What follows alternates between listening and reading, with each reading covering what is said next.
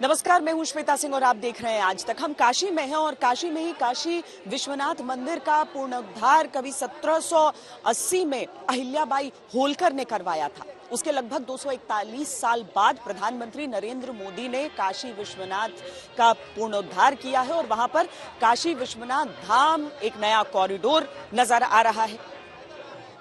प्रधानमंत्री ने उसके लोकार्पण के बाद स्पष्ट तौर पर कहा कि जो सालों से एक गुलामी में भारतवासी रहे, वो जो हीन मानसिकता उस गुलामी के काल के कारण उत्पन्न हुई थी, वो अब खत्म हो चुकी है।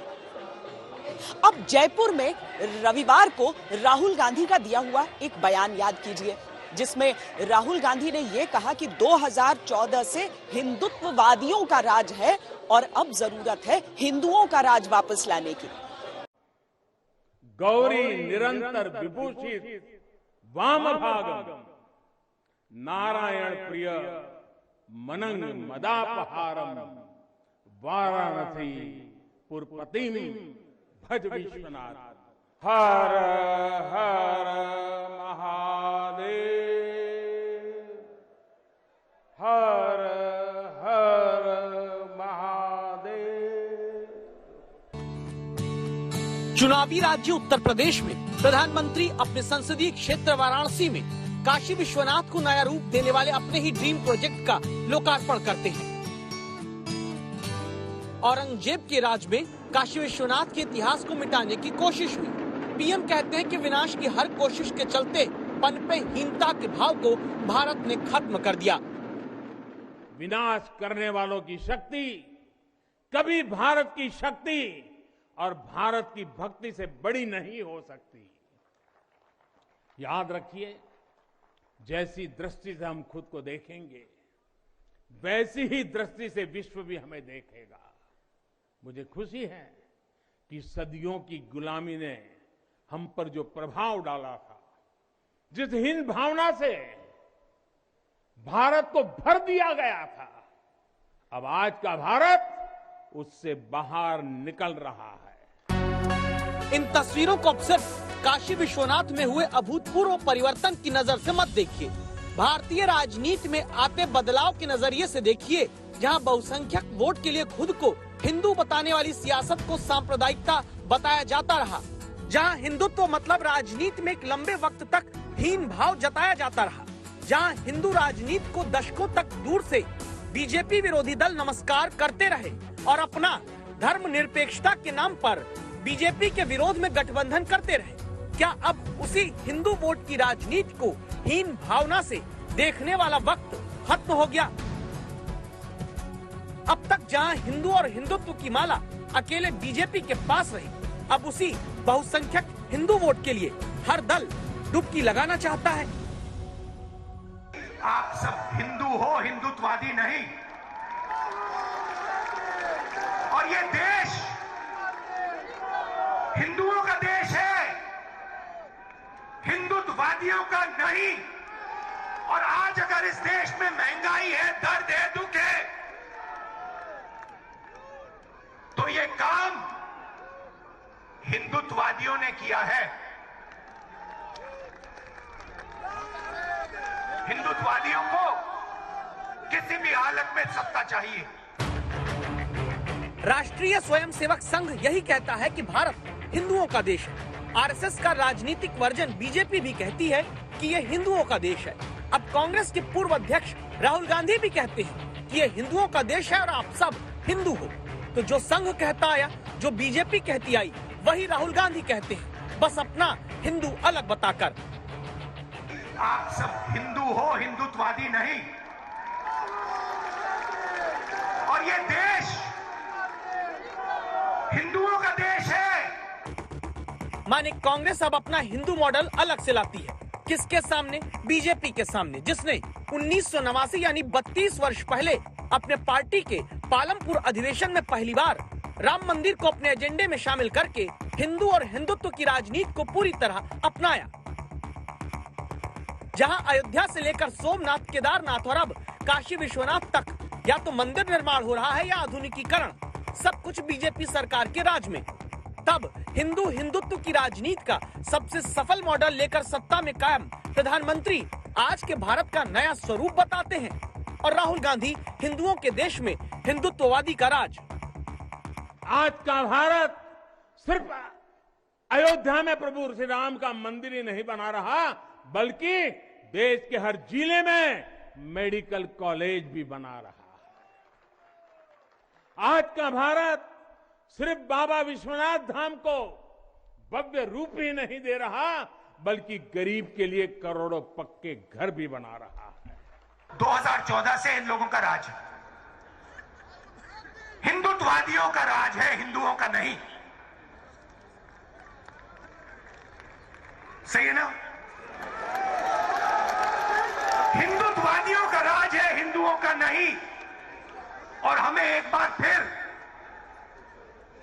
इन हिंदुत्ववादियों को बाहर निकालना है और एक बार फिर हिंदुओं का राज लाना है। हिंदू कौन? जो सबसे गले लगता है। हिंदू कौन? जो किसी से नहीं डरता है। हिंदू कौन? जो हर धर्म का आदर करता है, वो है हिंदू। क्या प्रधानमंत्री नरेंद्र मोदी और बीजेपी की पिछले 7 वर्ष की बहुसंख्यक आबादी वाली हिंदू राजनीति ने अब कांग्रेस को भी एहसास करा दिया कि हिंदू हिंदू करते ही सत्ता का आशीर्वाद मिल सकता है, जिस हिंदू और हिंदू प्रतीकों के करीब जाने में भी लंबे वक्त तक बीजेपी विरोधी दलों को एक वर्ग के वोट खिसकने का डर रहा। कैसे होगा? होगा ही नहीं। यहां तो ऐसे ही चलता है। ये मोदी जी जैसे बहुत आके गए। मुझे आश्चर्य होता था कि बनारस के लिए ऐसी ही धारणाएं बना ली गई थी, ऐसे तर्क दिए जाने लगे थे। ये जड़ता बनारस की नहीं थी, हो भी नहीं सकती थी। थोड़ी बहुत राजनीति थी, थोड़ा बहुत कुछ लोगों का निजी स्वार्थ, इसलिए बनारस पर आरोप लगाए जा रहे थे। लेकिन काशी तो काशी है। काशी तो अविनाशी है।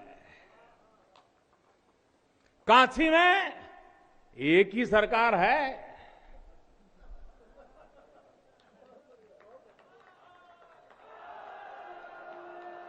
जिनके हाथों में डमरू है, उनकी सरकार है। तो क्या ये कहा जाए कि अब वो वक्त आ गया जहां लोकतंत्र बहुसंख्यक की राजनीतिक कहानी है, जहां हिंदू वोट के बिना कुछ होगा नहीं, जहां राजनीति का नायक भी हिंदू होगा और इसके लिए अब सभी विपक्षी दलों को बीजेपी के मुकाबले अपना अपना हिंदू वोट का मॉडल दिखाना होगा। वो हिंदू मॉडल जिसे अब तक बीजेपी के विरोधी दल छिपा कर रखते रहे। वरना राहुल गांधी को क्यों कहना पड़ता है, हाँ मैं हिंदू हूँ। मैं हिंदू हूँ, मगर हिंदुत्ववादी नहीं हूँ। ये सब हिंदू है, मगर हिंदुत्ववादी नहीं।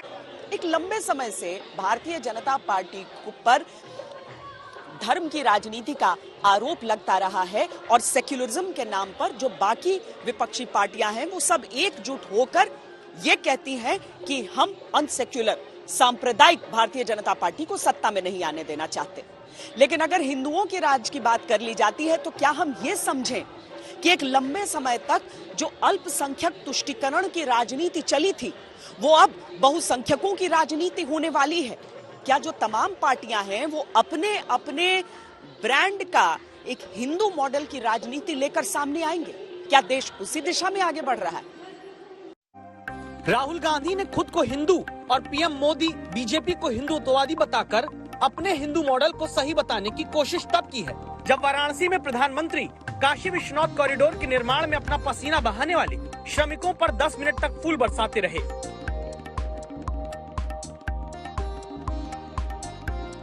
जब पीएम मोदी काशी विश्वनाथ कॉरिडोर के मजदूरों के साथ बैठ जाते हैं, मजदूर भावुक होते हैं। पीएम उन श्रमिकों के साथ ही भोजन करते हैं। सियासत फिर घूम फिर कर अपना हिंदू मॉडल बेहतर बताने की। महात्मा गांधी ने ऑटोबायोग्राफी लिखी, माय एक्सपेरिमेंट्स विद ट्रूथ। मतलब पूरी जिंदगी उन्होंने सत्य को समझने के लिए, सच को ढूंढने के लिए बिता दी, और अंत में एक हिंदुत्ववादी ने उनकी छाती में 3 गोली मारी। महात्मा गांधी ने इसी काशी में आकर के अपनी पीड़ा को व्यक्त किया था। यहाँ की गलियों, तंग गलियों को देख करके, यहाँ की गंदगी को देख करके, गांधी जी के नाम पर बहुत सारे लोगों ने सत्ता प्राप्त की होगी, लेकिन गांधी जी के उस सपने को साकार करने का कार्य कि काशी बाबा विश्वनाथ का धाम इस भव्य रूप में हो, वह पहली बार हम सबको देखने को प्राप्त हो रहा है। अब हिंदुस्तान में हिंदू वोटर की ताकत का एहसास अपने लिए करने कराने में कांग्रेस जुट गई। पहले क्यों जुटी, इसका कारण समझते हैं। भारत में करीब 100 करोड़ हिंदू हैं और करीब 20 करोड़ मुस्लिम नागरिक। देश की 218 लोकसभा सीट पर मुस्लिम वोटर 10% से ज्यादा है।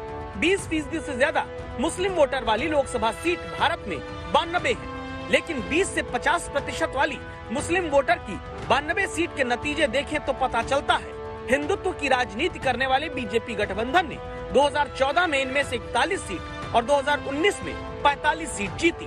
क्या यही कारण है कि अब कांग्रेस को भी लगता है हिंदू वोट के लिए छिपकर नहीं, खुलकर अपने मॉडल का पेड़ लगाना होगा। हिंदू अपने डर का सामना करता है। हिंदू खड़ा होकर अपने डर का सामना करता है और 1 इंच पीछे नहीं हटता है।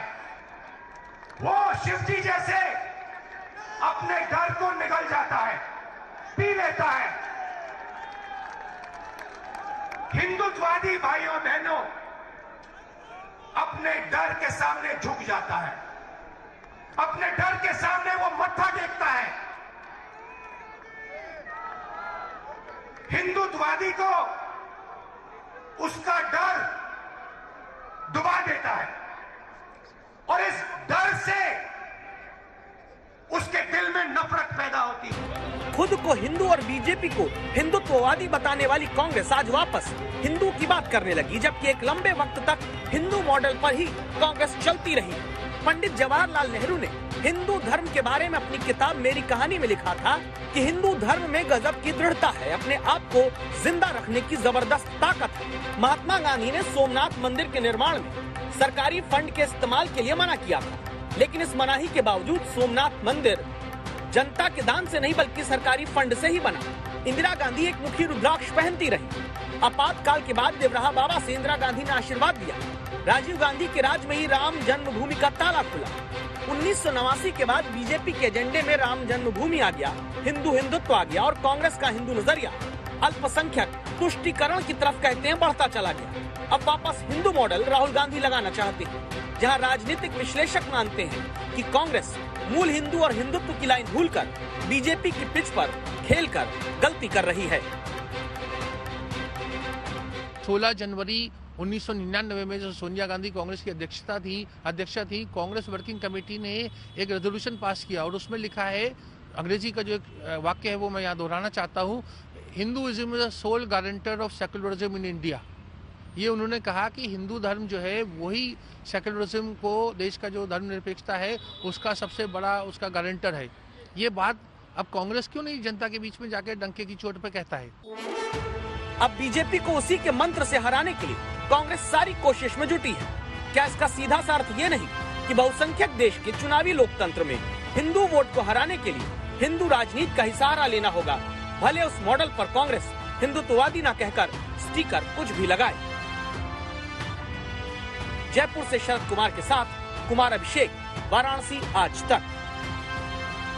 याद कीजिए लालू यादव क्या कहते थे। वो कहते थे कि मेरे सपने में शिवजी आए और उसके बाद मैंने मांस खाना छोड़ दिया। तेजस्वी यादव की जब शादी होती है तो समारोह में आपको स्टेज पर कृष्ण जी की कृति नजर आती है। अखिलेश यादव कहते हैं कि पूजा तो हम भी करते हैं। ममता बनर्जी जब चुनाव प्रचार करती हैं तो चंडी पाठ करती हैं। लेफ्ट जो कि कहता है कि धर्म से हमारा लेना देना नहीं है, उसके राज में सीपीआई ऑनलाइन रामायण के पाठ करती हुई देखी जाती है। मनुवाद का विरोध जो मायावती हमेशा करती रही, वो अब आराम से अपनी हथेली पर हाथी, गणेश और त्रिशूल को सजाती हैं। तो क्या हम ये समझ लें कि हम एक ऐसे दौर में पहुंच चुके हैं जहां पर राजनीति तो उसी दिशा में होगी, बस सबका मॉडल अपना अपना हो जाएगा।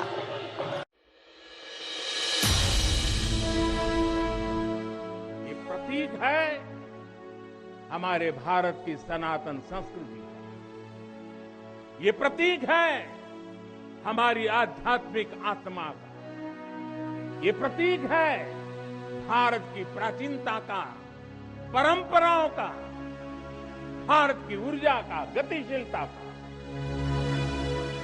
भारत की सनातन संस्कृति का प्रतीक काशी विश्वनाथ इसी काशी की धरती पर आक्रमणकारी आए। आतताइयों ने इस नगरी पर आक्रमण किए, इसे ध्वस्त करने के प्रयास किए। औरंगजेब के अत्याचार, उसके आतंक का इतिहास साक्षी है, जिसने सभ्यता को तलवार के बल पर बदलने की कोशिश की, जिसने संस्कृति को कट्टरता से कुचलने की कोशिश की। ठीक काशी की तरह भारत की राजनीति में बहुसंख्यक वोट को दरकिनार करने की अल्पसंख्यक वोट के तुष्टीकरण के दम पर बहुत कोशिश हुई, लेकिन आखिरकार लौटकर सबको वोट का हिंदू मॉडल अपनाना पड़ता है। भद्रकाली कपालिनी दुर्गा शिवा क्षमा धात्री सदा नमोस्तुते। इसी साल पश्चिम बंगाल के चुनाव में ममता बनर्जी को चंडी पाठ करते हुए ये बताना पड़ा कि वो हिंदू है, वो ब्राह्मण है। ओंग महादेव अंग महत्तानंग महाजोगी महाशरम महापापो हरंग देवंग मकराय नमो नमो। पश्चिम बंगाल में 70% आबादी हिंदू है, 30% आबादी मुस्लिम। फिर भी ममता बनर्जी पर तुष्टीकरण की राजनीति के आरोप लगते रहे। इन्हीं ममता को अपना एक अलग हिंदू मॉडल लाना पड़ता है। वो मॉडल क्या है? बंगाल की राजनीति को करीब से देखने वाले राजनीतिक विश्लेषक जयंत घोषाल से सुनिए। ममता बनर्जी को ये दिखाने का जरूरत नहीं है कि वो मुस्लिम फ्रेंडली है। पॉलिटिकल हिंदुत्व जो है वो बीजेपी का जो एजेंडा है उसको काउंटर करने के लिए पश्चिम बंगाल में जो हिंदुइज्म है वो हिंदुइज्म में इस्लाम, क्रिश्चियन, सब धर्म को, क्योंकि ठाकुर श्री रामकृष्ण इस्लाम धर्म में भी दीक्षा लिए थे गोविंद राय से, और राम मोहन राय सबसे पहले इस्लाम के किताब ट्रांसलेट किए थे फारसी से। तो मुझे लगता है कि पश्चिम बंगाल का जो आइडेंटिटी है वो समझना जरूरी है, जो भाजपा इसीलिए लॉस्ट द प्लॉट इन 2021, और ममता उसी जगह से हिंदुइज्म के कार्ड जैसे आप बोल रहे हैं वो शुरू कर रहे हैं। पश्चिम बंगाल और केरल समेत 1-2 राज्यों में ही राजनीतिक रूप से बची लेफ्ट की राजनीति ही धर्म के विपरीत रही, लेकिन बहुसंख्यक बाहुल्य भारत में लेफ्ट के दल भी अपना हिंदू मॉडल लेकर आ जाते हैं। केरल में सीपीआई ने जुलाई में रामायण पर ऑनलाइन संवाद की सीरीज शुरू की। रामायण पर लेफ्ट के संवाद का टाइटल था रामायण और भारतीय विरासत। सीपीआई नेताओं ने इसके पीछे दलील दी कि सांप्रदायिक ताकतें हिंदुत्व से जुड़ी हर चीज पर अपना इकलौता दावा करती हैं। साथ में लेफ्ट के नेता बोले कि रामायण हमारे देश की साझी परंपरा और संस्कृति का हिस्सा है। सीपीआई ने बड़े स्तर पर तब प्रगतिवादी दौर में रामायण को पढ़ने और समझने की बात केरल में रखी। सीपीआई अगर केरला में कर रही है तो इसमें न कोई नई चीज है न बड़ी बात है, क्योंकि रामायण और रामायण का विशेषता पे चर्चा हमारे यहाँ वामपंथियों बहुत दिनों से कर रहे हैं। और ये सिर्फ रामायण पे नहीं, हिंदू लीडर्स के, हिंदू समाज के बारे में वामपंथियों का जो चर्चा है वो बहुत दिन से जारी है। यही किस्सा अब उत्तर प्रदेश में दिखता है, जहां पर अखिलेश यादव खुद सुबह जल्दी उठकर पूजा पाठ करने का दावा कैमरों पर करते हैं। बीएसपी प्रमुख मायावती हिंदू धर्म के उन्हीं प्रतीकों और मूर्तियों को लेकर ब्राह्मण सभा में खड़ी होती हैं, जिनके विरोध के विचारों के साथ पार्टी खड़ी हुई थी। परशुराम की मूर्ति बनाने को लेकर दोनों दल एक दूसरे से बड़ी मूर्ति बनाने का वादा जनता से करते हैं। इस तरह सभी राजनीतिक दल समझ चुके हैं, अगर अपना अपना हिंदू मॉडल जनता के सामने नहीं रखा तो वोटर फिलहाल सबसे बड़ा मॉडल लेकर 32 साल से राजनीति कर रही बीजेपी के पास ही जाएंगे। हर हर महादेव। कोलकाता से सूर्याग्नि रॉय के साथ कुमार अभिषेक, वाराणसी आज तक। शादी के बाद तेजस्वी यादव और उनकी पत्नी राजश्री पटना पहुंचे। इस वक्त दोनों मेरे साथ मौजूद हैं। पहले तो दोनों को बहुत बहुत बधाई और शुभकामनाएं। बहुत बहुत धन्यवाद आप सब लोगों को। बहुत बहुत शुभकामनाएं। धन्यवाद। तेजस्वी जी, बात उठ रही है कि बहुत सिंपल शादी की और किसी को कानों कान खबर नहीं, क्या वजह थी इतनी सिंपल और छुप छुपा के शादी करने की? नहीं, कोई छुप छुपा के नहीं, बाकायदा दोनों परिवारों के साथ जो है उनके आशीर्वाद से जो है ये शादी संपन्न हुआ है। और उसके बाद पहले से हम लोगों ने तय किया था कि बिहार आकर के बहु भोज जो है, रिसेप्शन जो है वो लोगों के बीच ही दिया जाएगा। समय कम था क्योंकि खरवास होने वाला था और इतनी जल्दी डिसीजन हुई कि तैयारी करने का ज़्यादा मौका नहीं मिला, तो इसलिए बाद में हम लोगों ने सोचा कि बाद में रिसेप्शन दे करके जो लोग हैं केवल अभी परिवार के लोग ही जो हैं उसको न्योता दिया जाएगा। परिवार में भी जो जैसे मेरी जितनी बहनें हैं, उनके इन लॉज हैं या हमारे बड़े भाई हैं, बस उनको ही न्योता दिया गया। रिचल, राजश्री, आप को था कि इतनी सिंपल शादी हो, परिवार के लोग ही शामिल हों?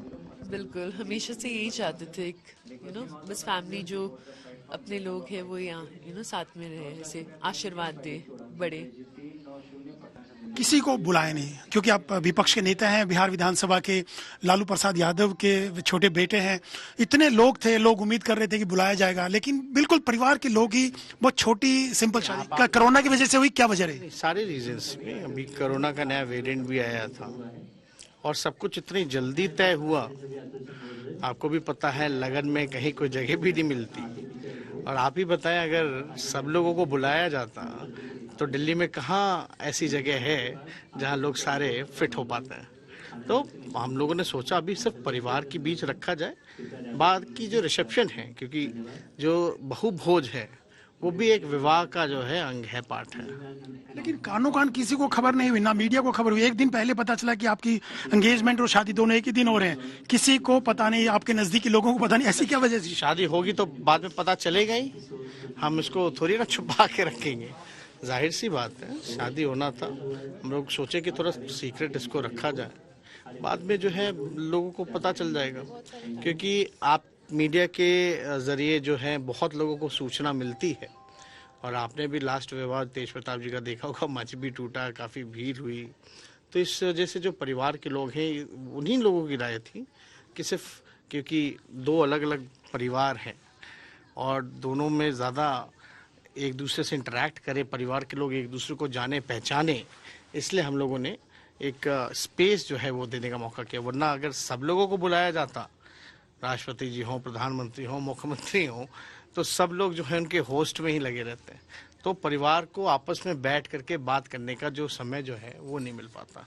राशिद जी, आपको क्रिकेटर के तौर से, आप पुराने जानते हैं एक दूसरे को, तो क्रिकेटर के तौर पे आपने पसंद किया था। आप तो विपक्ष के नेता हैं, उप मुख्यमंत्री भी रहे हैं, तो कैसा लग रहा है आपको भी एक राजनेता के साथ शादी करके? पर्सनली अच्छा ही लगता है। सब क्रिकेटर के तौर पे ठीक थे या राजनेता के तौर पर? मैं पर्सनल लेवल से हमारा वो है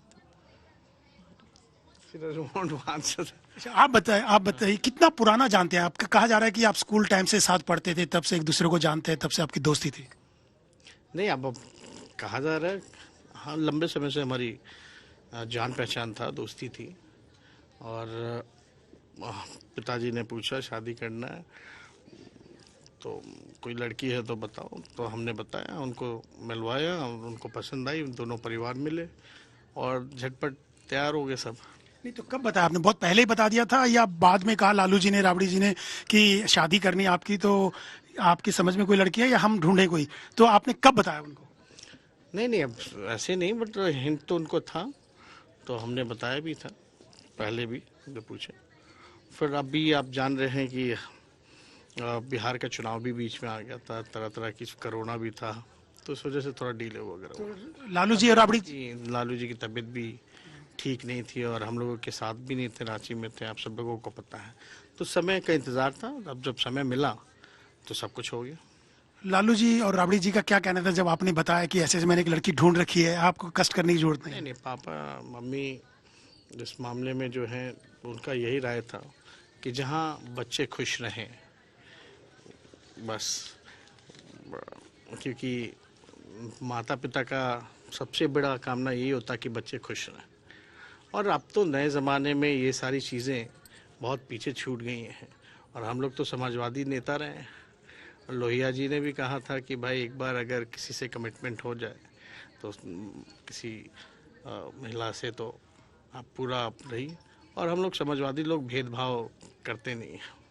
राशि जी, आप शादी से पहले लालू जी से, राबड़ी जी से बहुत पहले भी मिलती रही होंगी, तो कैसा लगता था कि लालू जी इतने बड़े राजनेता, नाम उनका, तो कैसा जब आप पहली बार उनसे मिली तो कैसा लगा आपको और क्या कहा लगता है? बोलो क्या कहा उन्होंने?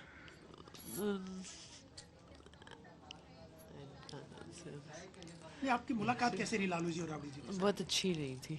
कब मिली थी आप शादी से पहले? कितनी बार मिल चुकी थी? काफी बारी, 2-3 बार। तो कैसा लगा लालू जी से मिलके और राबड़ी जी? अच्छा लगा। और उनका क्या रिएक्शन था?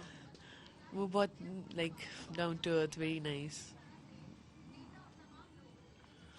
तेजस्वी जी, एक चीज मैं आपसे पूछना चाहता हूँ कि आप क्रिकेटर थे, पहले क्रिकेटर बनना चाहते थे और साथ पढ़ते थे, स्कूल में भी क्रिकेट खेलते थे आप, तो आपकी जो दोस्ती हुई एक क्रिकेटर के तौर पे इन्होंने देखा होगा, तो आज जब पता चला कि उसके बाद आपकी लाइफस्टाइल, आपकी कैरियर बदल गया, आपका प्रोफेशन बदल गया, आप राजनेता हुए, तो क्या इनका रिएक्शन था कि आप राजनेता के तौर पे ठीक है या क्रिकेटर के तौर पे आगे कैरियर आपको बढ़ाना चाहिए था? नहीं, कोई क्रिकेटर और राजनेता देख करके ये बात नहीं हुई थी, जाहिर सी बात है। बट हाँ, चैलेंजिंग लाइफ रहा है मेरा और हमेशा इनका सपोर्ट रहा है, तो साथ है। तो आपको सोचा था कि इतने बड़े राजनेता बने, कि लालू जी के बेटे तो हैं ही छोटे, लेकिन आपने उस वक्त सोचा था जब आपकी मुलाकात हुई थी? इतना नहीं सोचा था, इतना क्या सोचा था कि क्या होंगे आगे जाके? जो भी होंगे सपोर्ट था मेरा, बस जो भी इन्होंने चूज किया इनकी चॉइस थी एंड ऑब्वियसली सपोर्ट था ही। आपने इनका विपक्ष के नेता के तौर पे भी काम देखा, डिप्टी सीएम थे जब, तब भी काम देखा, तो किस ढंग से आप देखते हैं? मैं इनको हमेशा अलग ही लेवल पे देखती हूँ, इनको बहुत ऊपर देखती हूँ। You know, I see to him, he is very intellectual, smart, he is a good politician, good leader, youth leader. Social media पे बहुत एक्टिव रहते हैं। जब ये मंत्री थे, पीडब्ल्यूडी मंत्री, हेल्पलाइन में हजारों प्रपोजल्स आ गए थे, तो आपको कैसा लगा था उस वक्त? अच्छा, चलिए अब ये सब बात एक आखिरी सवाल, एक दो सवाल और हैं तेजस्वी जी, एक दो सवाल और हैं, लेकिन उस टाइम बहुत चर्चा में आप रहे। आपसे मैं एक सवाल जानना चाहता हूं, जब आपके काम को लेके तारीफ हो रही थी पीडब्ल्यूडी मंत्री के नाते, तो उस वक्त इतना सब चीजें हुई थी, तो बहुत चर्चाएं हुई थी आपकी उस वक्त इन चीजों को लेकर के, लेकिन आपने सोच ही रखा था कि कहाँ शादी करनी है। क्या अब इनका राजनीति में भी सोच रहे हैं कि आपके साथ, जैसे राबड़ी जी आपकी मदर राजनीति में है, तो आप चाहेंगे कि? कुछ नहीं, ये सब कुछ अच्छा, अब किस ढंग से आगे करेंगे? लोग काफी उम्मीद कर रहे हैं बिहार में काफी उम्मीद कर रहे हैं कि बड़ा भोज हो और तमाम चीजें हों। लोग जल्दी तय कर देंगे, डेट अनाउंस कर देंगे। अच्छा, एक आखिरी सवाल और, आपके मामा साधु यादव भी कई तरह के सवाल उठा रहे हैं आजकल, हालांकि वक्त बदल चुका है, इंटरकास्ट मैरिज, इंटररिलीजन मैरिज, तो वो साधु यादव कह रहे हैं कि हम बिहार नहीं आने देंगे, उन्होंने गलत काम किया, नाक कटवा दिया। अब किस ढंग से? अब देखिए, वो बड़े हैं, उनका सम्मान है और इस पे ज्यादा कोई हमको टिप्पणी करने की जरूरत नहीं है। और जो भी बातें कही जा रही हैं इस पे ध्यान क्या देना, ये उज्ज्वलन मुद्दे ये नहीं है। और जो असली मुद्दा है, तो हमारी शादी हो गई, अब बिहार के लोगों की सेवा करें। बेरोजगारी है, महंगाई है, इन पे हम लोगों को ज़्यादा जो है, आप लोगों को भी तवज्जो देनी चाहिए। तो भी जो भी तस्वीरें पहले की दिखाई जा रही है वो है ही नहीं, तो कोई और है। चलिए, ठीक है। तेजस्वी जी, आपको सबने बधाई दी, चाहे वो सुशील मोदी हो, विपक्ष, तमाम पार्टियों के नेता ने, लेकिन सभी लोगों का जो है, हम अपने और अपने धर्मपत्नी के तरफ से सभी लोगों को, बिहार के लोगों को हम धन्यवाद देते हैं, आशीर्वाद और प्यार के। जम्मू कश्मीर में आतंकवादियों ने एक बार फिर से बुजदिली दिखाई है। आतंकवादियों ने पुलिसकर्मियों की बस पर ताबड़तोड़ फायरिंग कर दी, जिसमें हमारे 2 पुलिस वाले शहीद हो गए, 12 घायल हो गए। इस हमले की प्रधानमंत्री नरेंद्र मोदी ने पूरी जानकारी मांगी। उधर सुरक्षा बलों ने पूरे इलाके को घेर कर तलाशी लेना शुरू कर दिया।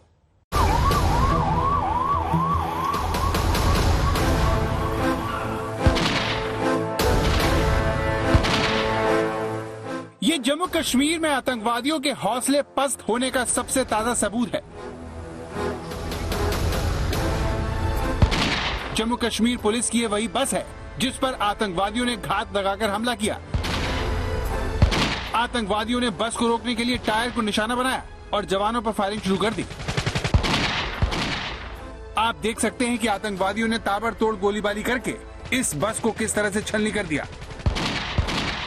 इस बस पर आप आतंकवादियों की गोलियों के निशान भी देख सकते हैं। ये हमला श्रीनगर के जेवन इलाके के खूनमोह रोड के पंथा चौक पर हुआ। इस हमले को साल 2019 के पुलवामा हमले के बाद घाटी में सबसे बड़ी आतंकवादी वारदात माना जा रहा है। ये बस जो है दिन में ड्यूटी के बाद जम्मू कश्मीर पुलिस के जवानों को लेकर जेवन के इंडियन रिजर्व पुलिस जो IRP की बटालियन है उस मुख्यालय में जा रही थी, जब इस पर ताबड़तोड़ गोलीबारी हुई है और कहा जा रहा है पुलिस की तरफ से मोटरसाइकिल पर सवार जो है मिलिटेंट आए और तीनों तरफ से इस बस पर जो है अंधाधुंध गोलीबारी की है। बताया जाता है कि शाम 5:50 पर जम्मू कश्मीर पुलिस की ये बस अपने आर्मर्ड हेडक्वार्टर वापस जा रही थी। तभी पहले से घात लगाकर बैठे मोटरसाइकिल पर सवार आतंकवादियों ने इसे घेर लिया और ताबड़तोड़ फायरिंग शुरू कर दी। पुलिस के मुताबिक दोनों तरफ से 40 राउंड फायर हुए। ये उसी जगह की तस्वीर है जहां पर आतंकवादी हमला हुआ। यहां पर चारों तरफ जम्मू कश्मीर पुलिस के जवानों का खून फैला हुआ है। बस के अंदर का भी हाल अलग नहीं है। यहाँ आतंकवादियों की गोलियों से टूटे कांच बिखरे हुए हैं, वहीं चारों तरफ खून फैला हुआ है। एक जवान का जूता भी यहाँ पर गिरा हुआ देखा जा सकता है।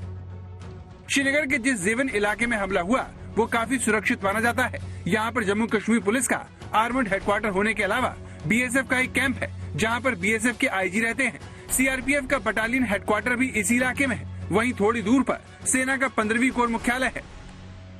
अगर हम जेवन का इलाका दिखाएं, ये आप देख सकते हैं, ये जम्मू श्रीनगर राष्ट्रीय राजमार्ग है जिस पर कुछ हिस्सों पर जो है ट्रैफिक रोक दिया गया है और यहाँ से ही जो है बाई और जेवन का इलाका जाता है जहाँ पर ये हमला हुआ है और उसके बाद जो है पूरे इलाके की घेराबंदी कर दी गई है ताकि हमलावरों का पता लगाया जा सके और उनको पकड़ा जा सके। इस वक्त श्रीनगर का तापमान 0 से नीचे है, रात का समय है। इस बीच हमलावरों का पता लगाना भी सुरक्षा एजेंसियों के लिए काफी मुश्किल हो रहा है। जम्मू कश्मीर पुलिस के जवानों की जिस बस पर हमला हुआ है वो बुलेट प्रूफ नहीं थी। अधिकतर पुलिस कर्मियों के पास शील्ड और लाठियां थी। बहुत कम पुलिस वालों के पास हथियार थे। शायद यही वजह है कि आतंकवादी इतनी बड़ी वारदात को अंजाम देने में कामयाब रहे। जानकारों का मानना है कि आतंकवादियों पर भारी दबाव है। पाकिस्तान की तरफ से लगातार उन पर हमला करने का दबाव बनाया जा रहा है ताकि धारा 370 के खिलाफ माहौल बनाया जा सके। इस बात को गलत साबित किया जा सके कि 370 और 35 से हटने के बाद घाटी में शांति लौटने लगी है। 5 अगस्त 2019 को जम्मू कश्मीर से अनुच्छेद 370 हटने के बाद 366 आतंकवादी मारे जा चुके हैं। वहीं इसी दौरान 96 आम नागरिक और 81 जवान शहीद हो चुके हैं। लेकिन सवाल ये है कि आतंकवादियों ने जम्मू कश्मीर पुलिस को निशाना क्यों बनाया? इस सवाल का जवाब हमें जम्मू कश्मीर पुलिस के पूर्व DGP SP वैद्य ने दिया। जम्मू कश्मीर पुलिस को टारगेट बनाया जा रहा है। ये भी एक सोची समझी रणनीति के तहत किया जा रहा है क्योंकि ये जो पार इसको इस मशीनरी को चलाते हैं वो ये समझते हैं कि जम्मू कश्मीर पुलिस का कितना अहम रोल है एंटी टेरर ऑपरेशंस में। और आप अगर आप देखें 90% जितनी भी इंफॉर्मेशन लोकल लोगों से आती है वो JNK पुलिस के थ्रू ऑपरेशंस में इस्तेमाल होती है। तो ये कोशिश की जा रही है कि जम्मू कश्मीर पुलिस को डिमोरलाइज किया जाए, उनका मनोबल कम किया जाए। लेकिन इस हमले ने कई सवाल भी खड़े कर दिए हैं क्योंकि जब भी कश्मीर में कोई पुलिस टुकड़ी की मूवमेंट होती है तो एरिया डोमिनेशन कर सुरक्षा दी जाती है। जहाँ पर हमला हुआ वहाँ पर CRPF, BSF, ITBP और JKP के कैंप है। इसीलिए यहाँ पर आमतौर पर भारी पुलिस बल तैनात रहते हैं। लेकिन इसके बावजूद आतंकवादी इस वारदात को अंजाम देने में कामयाब रहे। अशरफ वाणी, श्रीनगर, आज तक। इस बुलेटिन में फिलहाल इतना ही। आप प्लीज अपना बहुत ख्याल रखिए। देखते रहिए आज तक।